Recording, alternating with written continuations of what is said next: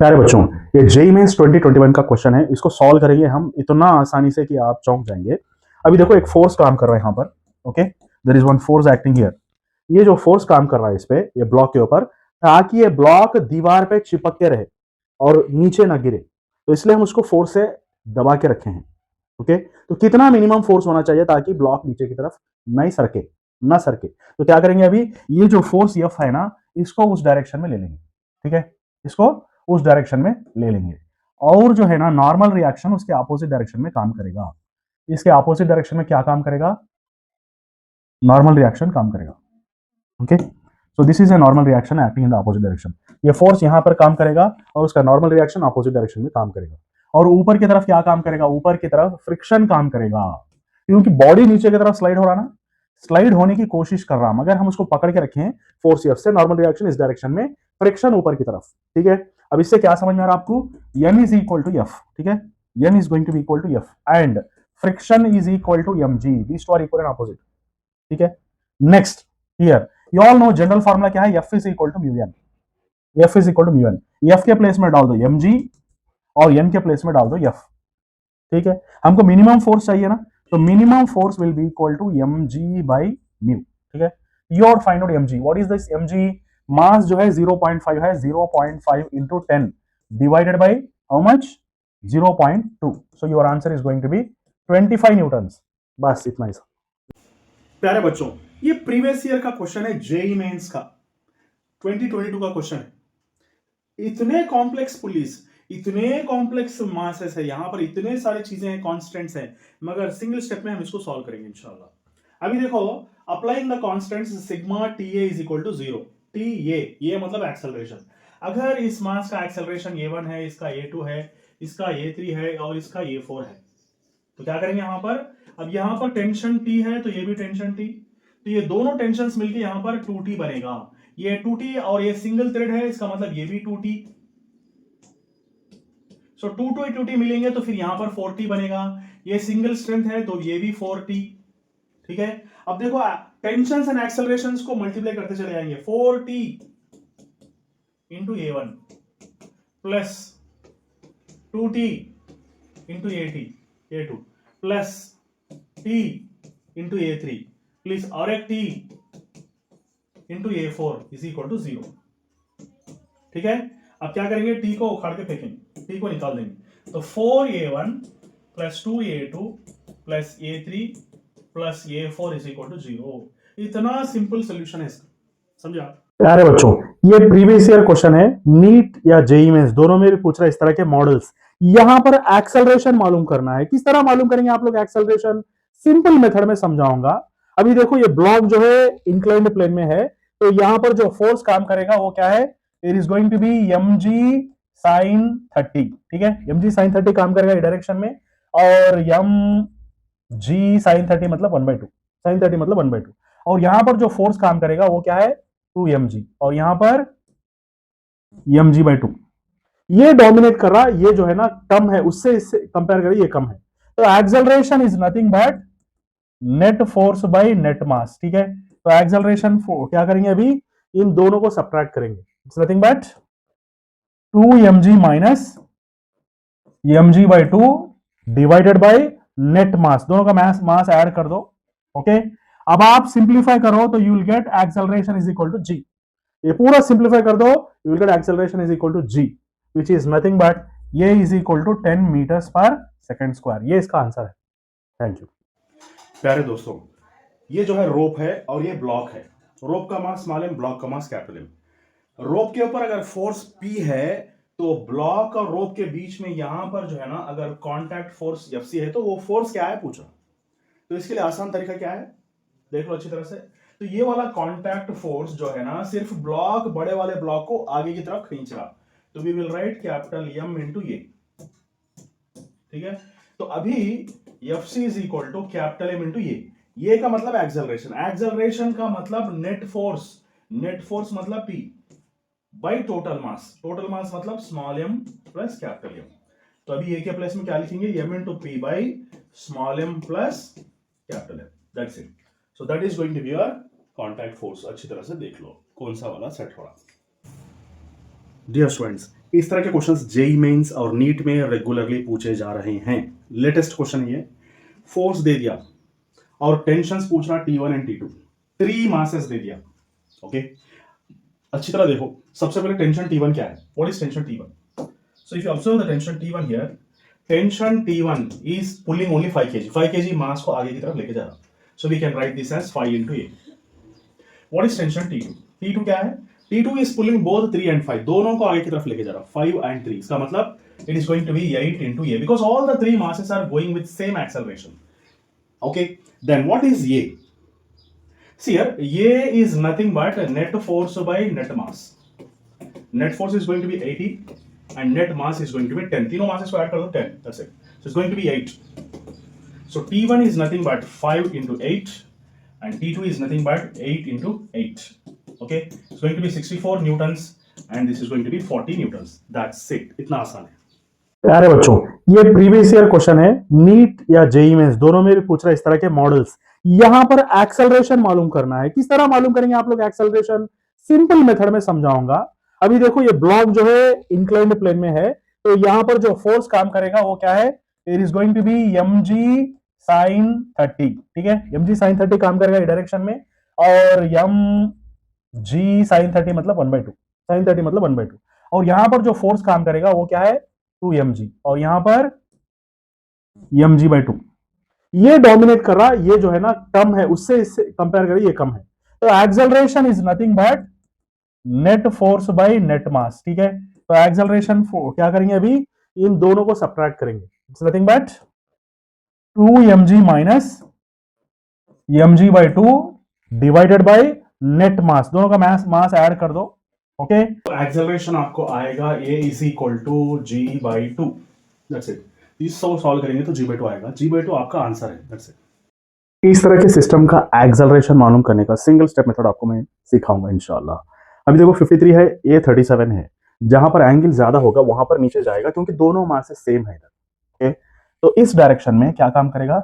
mg sin 53 काम करेगा, और इस डायरेक्शन में mg sin 37 डिग्रीज काम करेगा। Acceleration is equal to net force by net mass. Okay, तो ये नीचे जाएगा, ये ऊपर जाएगा, दोनों का डिफरेंस लेना है। mg sin 53 minus mg sin 37 divide by net mass, मतलब दोनों को मासेस को जस्ट ऐड कर देना है, दैट इज 2m। सिंपलीफाई करना है, आंसर आ जाएगा। इस तरह के प्रॉब्लम के अंदर टेंशन मालूम करने का सिंगल स्टेप मेथड में आपको समझाऊंगा। टेंशन मालूम करना है, दोनों मासेस सेम है इधर, तो tension is equal to reduced mass। okay, क्या ये? reduced mass into g sin 37 degrees plus sin 53 degrees. Answer तैयार है, बस इसमें सब्स्टिट्यूट कर देना है बस। और reduced mass का फॉर्मूला क्या है मालूम आप लोगों को? reduced mass is nothing but product of the masses m into m by m plus m, product of the masses by sum of the masses, यानी कि m square divided by 2m। m gets cancel, तो reduced mass हो गया m/2।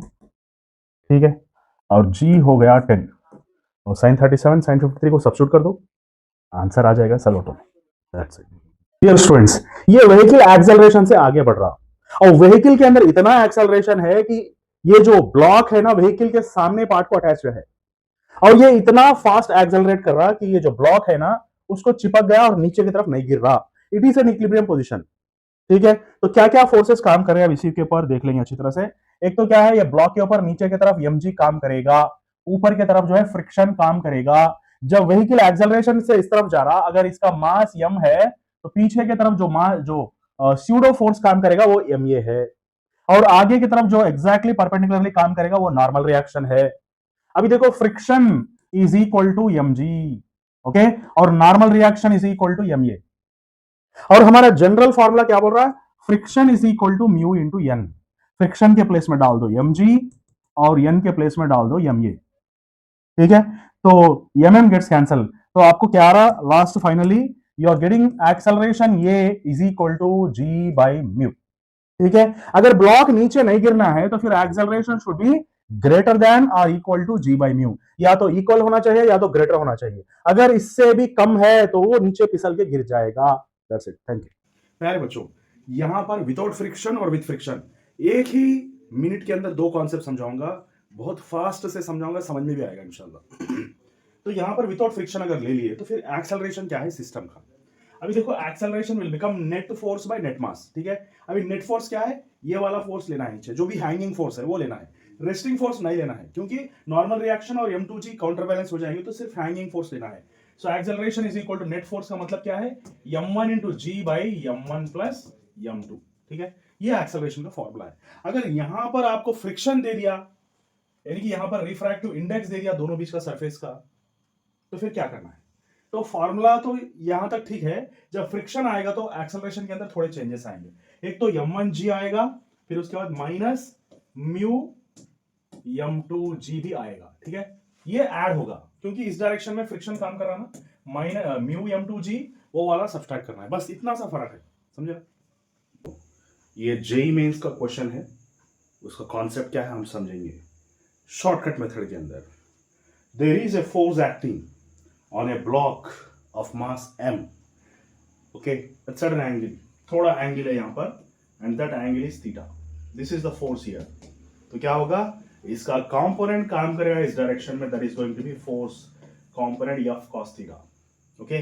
तो इस direction में already normal reaction होगा, तो ऊपर की तरफ होगा f sin theta और नीचे की तरफ होगा mg, and backwards it is called as friction, ठीक है। So these are the forces acting on that, and we need to find what is F here, maximum force F, so that the block will not move। तो क्या होगा, let us see here now। तो you can just write n plus F sin theta is equal to mg।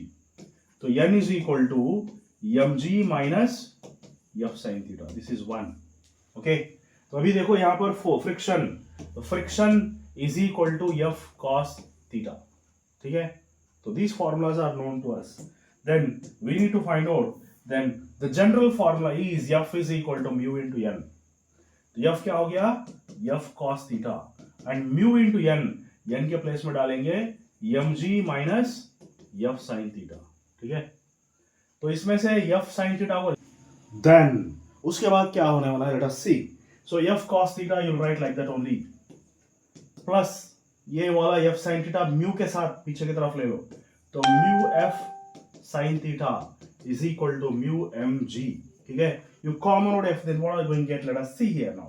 if you common out f, then we getting f is equal to, एक तो mu mg divided by this one cos theta plus mu sin theta, students. ये work power energy का concept है, मैं इसको आप आसानी से आपको समझाऊंगा।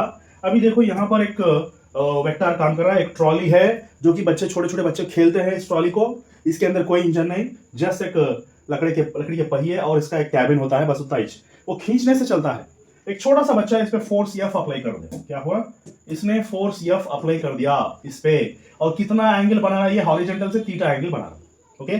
तब ये ट्रॉली जो है ना कौन से डायरेक्शन में जाएगा, नीचे के डायरेक्शन में जाएगा। इसका मतलब फोर्स का कंपोनेंट काम करेगा, ये फोर्स काम नहीं करेगा, उसका कंपोनेंट काम करेगा उस पे। और कौन सा कंपोनेंट काम करेगा, the one which is along the x axis, ये वाला कंपोनेंट काम करेगा विच इज Fx, ओके। तो ये हॉरिजॉन्टली जाने के लिए Fx काम करेगा, और डिस्प्लेसमेंट कौन से डायरेक्शन में होगा, इसी डायरेक्शन में डिस्प्लेसमेंट भी होगा, ओके। तो डिस्प्लेसमेंट और Fx एक ही डायरेक्शन में काम करेगा।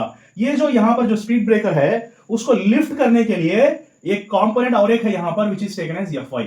तो ये वाला कंपोनेंट Fy जो ऊपर की तरफ काम करेगा, जब भी स्पीड ब्रेकर आएगा उसको लिफ्ट करने के लिए Fy काम करेगा। ये तो रेगुलरली काम नहीं करेगा, मगर रेगुलरली जो आगे बढ़ाने के लिए जो जरूरी है वो Fx है, ठीक है। अभी Fx को मालूम करेंगे। अभी देखो cos theta is equal two adjacent side, यहां पर एक परपेंडिकुलर ड्रॉप कर दो, यहां पर एक परपेंडिकुलर ड्रॉप कर दो। Adjacent side is nothing but Fx and hypotenuse is nothing but F। जो कंपोनेंट यहां पर काम करेगा वो क्या है, Fx is equal to F cos theta, यानी कि F cos थीटा यहां पर काम करेगा इसको आगे बढ़ाने के लिए। और ये Fy जो है ना, ये क्या है, it is taken as F sin theta, ठीक है। F sin थीटा लिफ्ट करने के लिए काम आएगा स्पीड ब्रेकर के पास, और खींचने के लिए F cos थीटा काम आएगा। जो वर्क हमारे पास है वो जो है ना W यानी कि Fx इंटू डिस्प्लेसमेंट, यस, क्योंकि आगे बढ़ने के लिए Fx काम कर रहा है, इसलिए Fx इंटू डिस्प्लेसमेंट यूज करेंगे, F यूज नहीं करेंगे क्योंकि उसका कंपोनेंट उसको आगे ले चल रहा है। तो we write W is equal to Fx, Fx का मतलब F cos theta into S which is nothing but F S cos theta. इसको हम ऐसा भी लिख सकते हैं डॉट प्रोडक्ट के अंदर एफ डॉट एस लिख सकते हैं। It is a product of two vectors which use you scalar, work scalar है और ये दोनों कंपोनेंट जो है ना वेक्टर्स है। That's it. दोस्तों एक आदमी सर पे सूटकेस रख के रोड पे चल रहा है, तो उसने जो काम किया फिजिक्स के मुताबिक वो जीरो है, कुछ भी काम नहीं किया उसने। मगर आप उसको पैसे नहीं देंगे तो आपको रपाटा मार देगा। उसको पैसे देना है क्योंकि फिजिक्स के मुताबिक उसने काम नहीं किया, मगर फिजिकली बहुत काम किया। फिजिक्स के मुताबिक क्यों उसने काम नहीं किया, इसका रीजन क्या है? अभी देखो यहां पर force applied by the man ऊपर की तरफ है और उसका डिस्प्लेसमेंट जो है ना इस डायरेक्शन में है, और दोनों के बीच का एंगल कितना हो गया? 90 डिग्री। तो हमारा फॉर्मूला क्या है? वर्क डन का, work done is equal to F S cos 90। Cos 90 zero है, तो वर्क डन क्या होगा? जीरो। डियर स्टूडेंट्स, मोमेंटम और काइनेटिक एनर्जी के ताल्लुक से इतने सारे प्रॉब्लम्स पूछे गए नीट के अंदर 2004, जेईई मेंस के अंदर 2023, फिर जेईई मेंस के अंदर 2024, इस तरह पता नहीं कितने बार पूछा गया। तो काइनेटिक एनर्जी और मोमेंटम का रिलेशन क्या है यहां पर अच्छी तरह से देख लो। सबसे पहले काइनेटिक एनर्जी का मतलब क्या है? Half M V square multiply numerator and denominator by M. ठीक है, तो एनर्जी इज इक्वल टू ऊपर क्या हो रहा है? एम स्क्वायर वी स्क्वायर और नीचे 2 into M. This implies that E is equal to M square V square का मतलब पी स्क्वायर बाई 2m। अगर मोमेंटम कांस्टेंट है, अगर मोमेंटम कांस्टेंट है, एनर्जी और मास का रिलेशन क्या है? Energy is inversely proportional to mass. जिसका मास ज्यादा है उसका एनर्जी कम होगा। तो यहां पर जिसका मास ज्यादा है उसका एनर्जी कम, यानी कि m1 is greater than m2 means उसका उल्टा होगा। ये करेक्ट आंसर है इसका। अब यहां पर देखो लीनियर मोमेंटम अगर कांस्टेंट है, तो अगर यहां पर काइनेटिक एनर्जी का रिलेशन क्या है? E1 by E2 is equal to 16/9 है, तो मास का रिलेशन क्या होगा? M1 बाई M2, इसका एग्जैक्टली उल्टा होगा, यानी कि 9/16, ये वाला। नेक्स्ट, ओके, जिसका मास कम है उसका एनर्जी ज्यादा है। The particle which is having maximum energy, इसका होगा मैक्सिमम एनर्जी m/2 का होगा, क्योंकि सबसे कम मास यही है, और m/2 का मतलब ये। तो आंसर क्या है? ये। That's it. इतना लंबा प्रोसेस, प्रीवियस ईयर क्वेश्चन का, इतना लंबा प्रोसेस की जरूरत ही नहीं है। अपने पास एक बाईपास सर्जरी है, इस प्रॉब्लम को सॉल्व करने का एक आसान तरीका है। अगर मोमेंटम डबल हो गया तो काइनेटिक एनर्जी का परसेंटेज क्या होगा? वो तो 300 होगा। इसके लिए इतना लंबा प्रोसेस करने की जरूरत ही नहीं है। यहां पर देखो, सिर्फ एक चीज को समझो, एक लॉजिक को समझो। Kinetic energy is directly proportional to momentum whole square, क्योंकि रिलेशन यही है। अब मोमेंटम डबल हो गया, मोमेंटम डबल हो गया मतलब 2 टाइम्स हो गया। अब इसको स्क्वायर करेंगे तो क्या होगा? 4 टाइम्स होगा। 4 टाइम्स होगा, तो इसका मतलब क्या है? पी को कितने बार एक्स्ट्रा 3 पी ऐड करना पड़ेगा? 3 बार ऐड करना पड़ेगा। 4 टाइम्स का मतलब पी को 3p ऐड करना पड़ेगा। 3p का मतलब क्या है? 3 टाइम्स एक्स्ट्रा, इसका मतलब 300% आंसर होगा। बस इतना ही, इसको इतना लंबा प्रोसेस जरूरत नहीं।